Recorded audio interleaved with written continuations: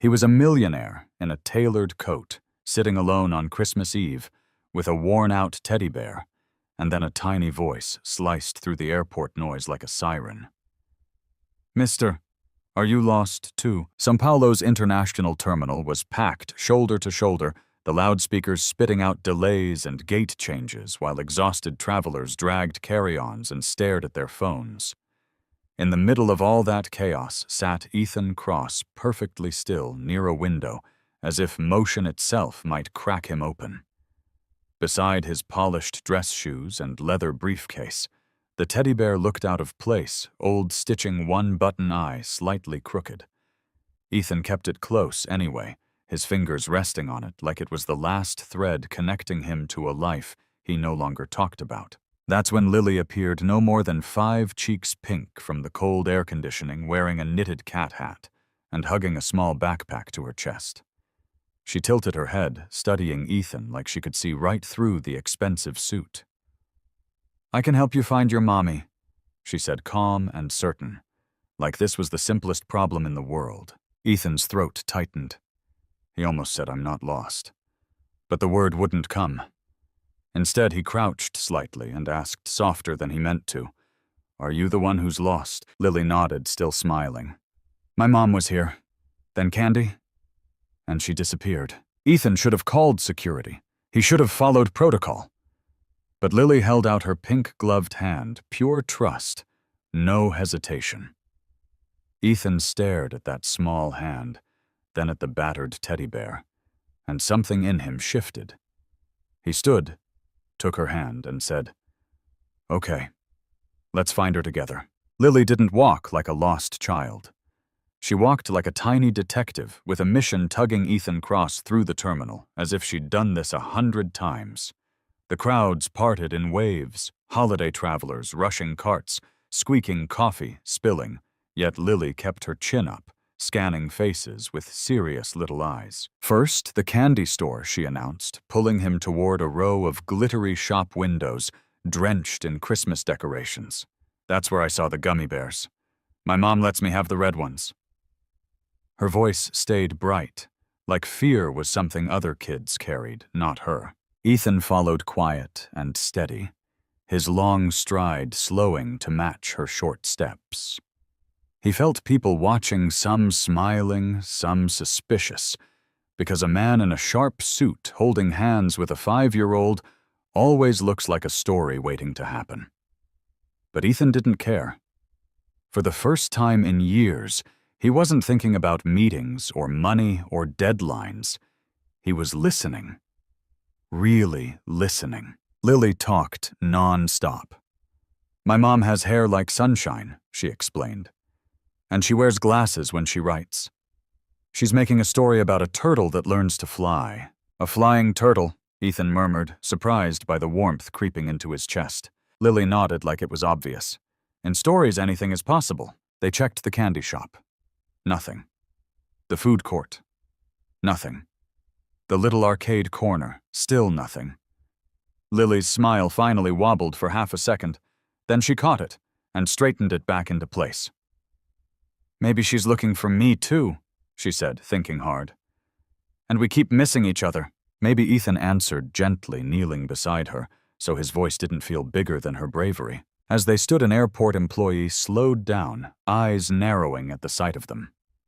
"Sir," he asked carefully, "is that your daughter?" Ethan hesitated, logic screaming, "Say no. Follow protocol." But Lily looked up at him with pure trust, like he was the safest thing in this whole chaotic building. Ethan's throat tightened. "Yes," he said softly. "We're just trying to find her mother." A few minutes later, the airport intercom crackled to life, one of those flat, robotic announcements that usually blends into the noise. But this time it landed like a lightning strike. The message described a missing little girl, curly brown hair, red coat, cat-shaped backpack. A nearby flight attendant turned her head eyes flicking from the ceiling speaker to Lily's face, then to Ethan Cross's hand wrapped around hers. "I think they're talking about her," the attendant said gently. "Come with me." Lily's eyes lit up like Christmas lights. She squeezed Ethan's fingers harder and whispered triumphant, "See, I told you the magic would work." Ethan didn't know what to say to that word magic because his life had been built on numbers, contracts, and certainty. But as they followed the attendant through a short corridor toward the security desk, he felt something shift in his chest, like a locked door loosening. Lily hummed under her breath, badly off-key, a child's version of Silent Night. And Ethan realized with a strange ache that he recognized the melody. Then they turned the corner. A woman stood at the counter gripping her purse strap so tightly her knuckles had gone pale. Her blonde hair was messy from running, her cheeks flushed not from cold, but from fear she was trying to hide. The second Lily saw her, she broke free with a squeal. "Mom." Mara dropped to her knees and caught Lily in a crushing hug, as if the world might steal her again if she blinked. "Oh, baby. Are you okay? Are you okay?" she kept whispering, laughing and crying at the same time. Ethan stopped a few steps back, suddenly unsure where to put his hands, his heart thumping like he'd done something dangerous. He started to edge away quietly, politely, planning to disappear before anyone asked questions. But Mara looked up, eyes shining, and her voice cut through him. "Wait," she said. "You brought her back." Mara rose slowly, still holding Lily like she was afraid the air itself might steal her again.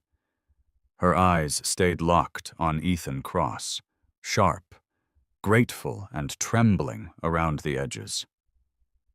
"Thank you," she said, and it wasn't the polite kind people toss out like spare change. It was the kind that comes from the bottom of your ribs. Ethan tried to shrug it off. "She did most of the work," he murmured. "I just kept her company." But Lily, now safe and glowing, reached into Ethan's side without asking, like she'd known him forever, and pulled out the worn teddy bear he'd been guarding in silence. The bear dangled from her small fingers, stitched ear loose, button eye crooked. Mara's gaze snapped to it, and her expression changed. Not curiosity, recognition. The kind that doesn't need an explanation. "Sweetheart," Mara asked carefully, "where did you get that?" Lily hugged it to her chest. "It was in his bag," she said, matter-of-factly. He looked lonely. "So I borrowed it." Ethan's mouth opened, then closed again. He didn't correct her. He didn't reach for the bear. He just stood there, suddenly exposed in a way money and suits couldn't cover. Mara's eyes softened. "It belongs to someone important," Ethan admitted, voice low. "A long time ago." Mara didn't push. She didn't demand details. She simply nodded, as if she understood grief has its own language, and you don't yank it out of strangers in public. In that silent exchange, something passed between them. Not romance, not drama, just a clean human understanding. The airport, meanwhile, kept spinning. Screens flashed cancellations. People groaned. Another announcement echoed through the terminal. More flights grounded, more waiting.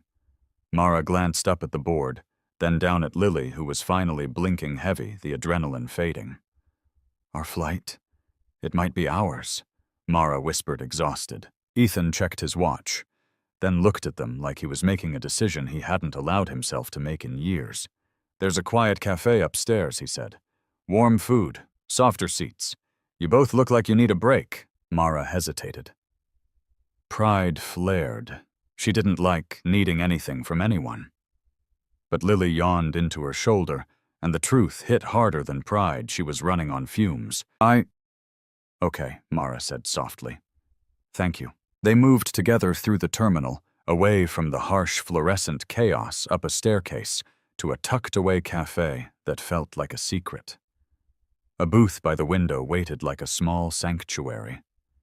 Ethan helped Mara settle Lily onto the padded seat, folding a coat into a pillow. Lily curled up instantly, teddy bear tucked under her chin, breathing slow and even. And for the first time that night, the world went quiet enough for all three of them to hear something fragile forming in the space between them. Not a rescue, not a fairy tale, just the beginning of a connection that none of them had planned, and all of them somehow needed. The cafe smelled like warm bread and peppermint tea, soft, ordinary comforts that felt almost unreal after the terminal's chaos. Mara sat across from Ethan Cross, cradling a mug between her hands, while Lily slept beside her, curled into the booth, with the battered teddy bear tucked under her chin like a tiny guardian. For a few minutes, they didn't talk. They just listened to the quiet clink of spoons and the distant murmur of announcements drifting up from below. Mara finally cleared her throat. "I really appreciate this," she said. "It was supposed to be a quick layover. I didn't plan for the delays." She studied Ethan the way you study a stranger who doesn't act like a stranger. "Where are you headed?" Ethan hesitated. "Portland," he answered after a beat, then corrected himself with a small shake of his head. "Actually, I'm not sure anymore. My flight's frozen like everything else." His voice was calm, but his eyes looked far away like the airport window had been showing him a different year entirely. Mara nodded slowly. "We're going to Portland," she said. "New city. New start." She gave a small, tired smile that didn't pretend life was easy. "A friend offered us a place while I look for work. I wait tables when I can, and at night I write children's books. It's been hard." Ethan's gaze softened. "Not pity recognition?" "That's brave," he said quietly. Mara let out a breath that sounded more like a laugh. "Some days it feels brave.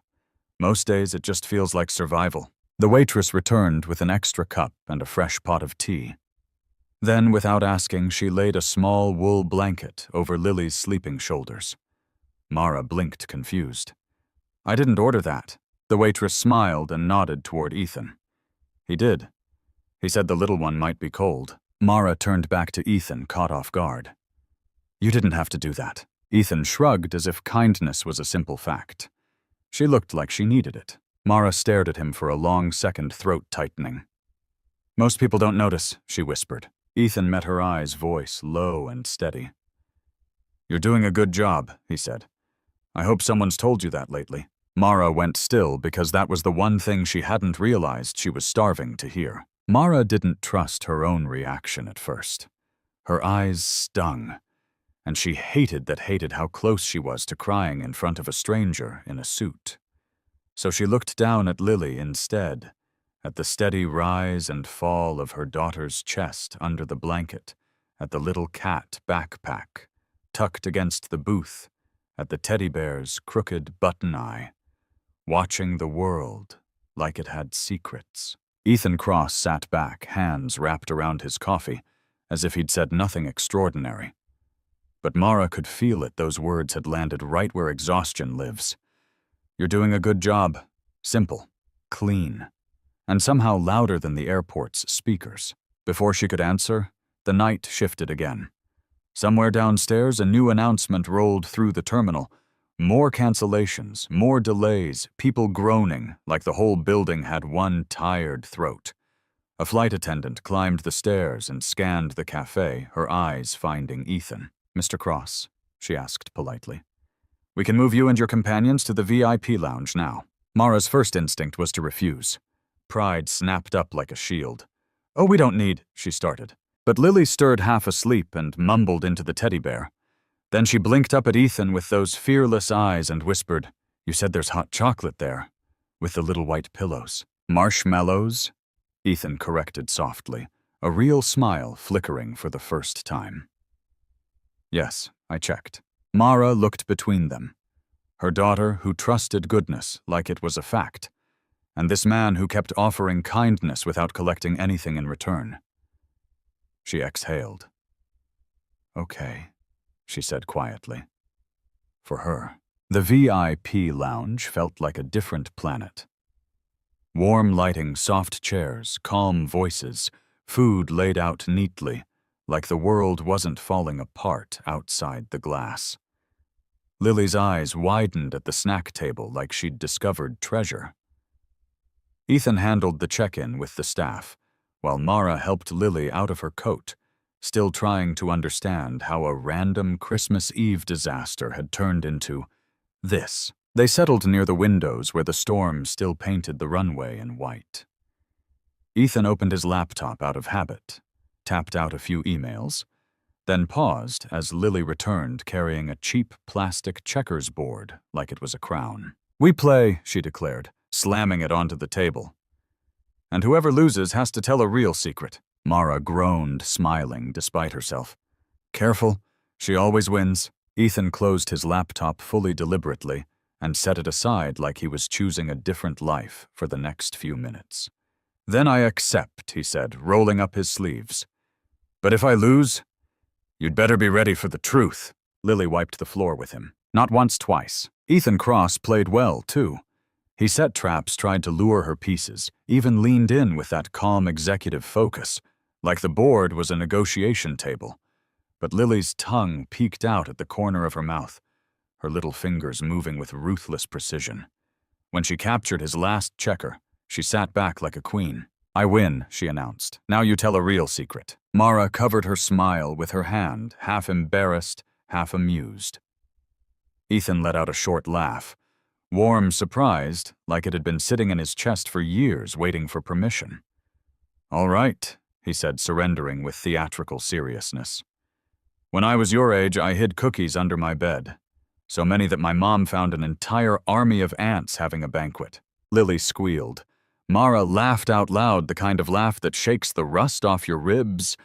The second round started with Mara joining in, and somehow it didn't feel strange, 3 people in a VIP lounge stuck in a storm building a small island of normal. Lily won again, of course, and Mara sighed dramatically. "Fine. My secret," she said, eyes softening. "I used to be scared to fly." Lily blinked. "But we fly all the time." Mara shrugged, voice quieter now. "Yeah.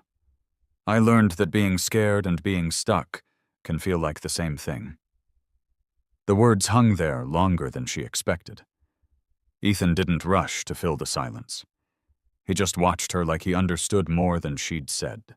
The next game never finished. Lily's eyelids started to droop. Her head tipped against the couch cushion. Mara draped her coat over her daughter with practiced tenderness, smoothing curls off Lily's forehead.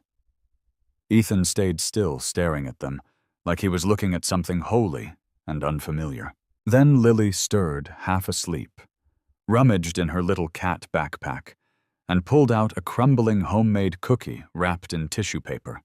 She placed it in Ethan's palm with sleepy ceremony. "I saved it for you," she mumbled. "Mom says good things should be shared." Ethan stared at the broken cookie like it weighed 1,000 pounds. He didn't eat it. He folded the tissue carefully and slipped it into a small compartment inside his leather wallet.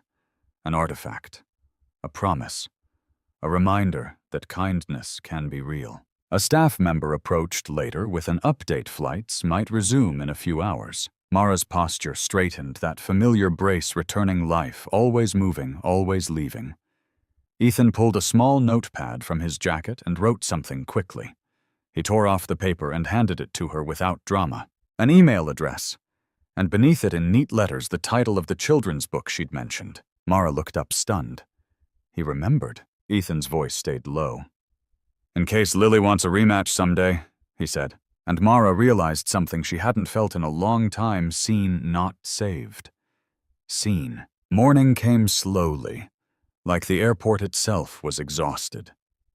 The storm outside had finally eased, and the loudspeakers, still droning, carried a different kind of message now.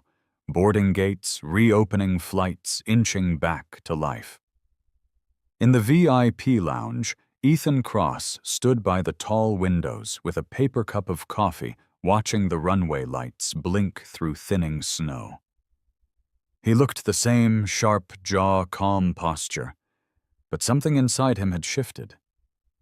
He wasn't hiding behind his laptop anymore. He was waiting. Then the announcement hit: Flight 828 to Portland. boarding immediately at gate 17. Mara's body went still. She checked the ticket like she didn't trust the universe. It was theirs. Lily blinked awake under Ethan's jacket, rubbing her eyes, hair a mess, still clutching the teddy bear like it had always belonged to her. Mara started fastening Lily's coat button by button, with the quiet hesitation of someone who knows every button can feel like a goodbye. She turned to Ethan, voice small but steady. "I'm not good at saying the right things," she admitted. "But thank you for seeing us, for being kind without asking for anything." Ethan shook his head slowly. "You never needed saving, Mara," he said. "But it was good to walk beside you for a while." Lily tugged his sleeve, serious as a judge. "Will you be on the same flight next Christmas?" she asked, eyes wide and hopeful. Ethan smiled soft, not quite reaching his eyes. "I'll try," he said, and crouched to her level. "Thank you for letting me play checkers, and for the cookie." Lily didn't answer with words. She threw her arms around his neck in a fierce hug, the kind kids give when they mean it with their whole body. Ethan closed his eyes for half a second and held her carefully like she was something fragile and sacred. They left for gate 17 and disappeared into the boarding crowd. Ethan didn't follow. He just watched until they were gone, hands in his coat pockets, heart strangely lighter and heavier at the same time. On the plane, Mara reached into her bag to pull out Lily's sketch pad and froze. Nestled inside was the worn teddy bear. Lily smiled sleepily. "He gave it back to us." Mara turned the bear in her hands, thumb, brushing the loose stitching, and understood the message without a note. Some goodbyes are really just promises, quiet ones. Back in his penthouse in Sao Paulo, Ethan Cross should have been able to forget the airport like every other delay, every other detour. But he couldn't. The broken cookie, still wrapped in tissue, sat tucked safely inside his leather wallet, like a tiny, ridiculous treasure. And for the first time in 5 years, the silence in his home didn't feel peaceful. It felt loud. So he did something that would have shocked the old version of him. He opened his laptop, stared at a blank email, and typed a subject line that felt like stepping off a ledge, bedtime stories. Then he wrote to Mara simple human words. He told her he'd bought the book she mentioned, that it was beautiful, that she was too. No grand promises, no pressure, just a door left slightly open. Her reply came from the small kitchen in Portland Lily, asleep nearby, with the teddy bear hugged tight. She thanked him for the hot chocolate, the checkers game, the quiet kindness. And just like that, messages became a thread, short at first, then longer, deeper. Midnight stories, little jokes, photos of Lily's drawings labeled Mr. Ethan and the bear. One day, Mara sent a manuscript, a story about a girl lost in an airport who found everything. Ethan read it in one sitting, then quietly sent it to a publisher he trusted. 2 weeks later, Mara received the email that changed her life. "We'd love to publish your book. Sometimes the miracle isn't the storm ending. It's a stranger choosing gentleness when no one is watching, and that gentleness rippling into someone else's future. Now tell me, have you ever met someone for one moment, and somehow they stayed with you forever? Drop your story in the comments. And if you want more cinematic, heart-forward stories like this, subscribe, hit the bell, and join this community. Where are you watching from today?